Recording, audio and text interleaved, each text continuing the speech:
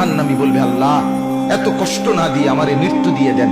আল্লাহর কসম, কোরআনে আল্লাহ বলেন, আল্লাহ বলবে, না রে বান্দা, লা ইউকদা আলাইহিম ফায়ামুতু, জাহান্নামে কোনো মৃত্যু নেই।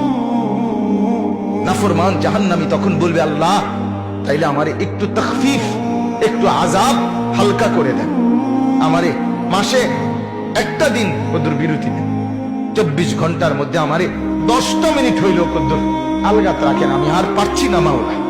আল্লাহ তাআলা বলেন, ওয়ালা ইউখাফফাফু মিন আযাবিহা, না রে নাফরমান, 1 সেকেন্ডের জন্য জাহান্নামের আযাব কমানো হবে না।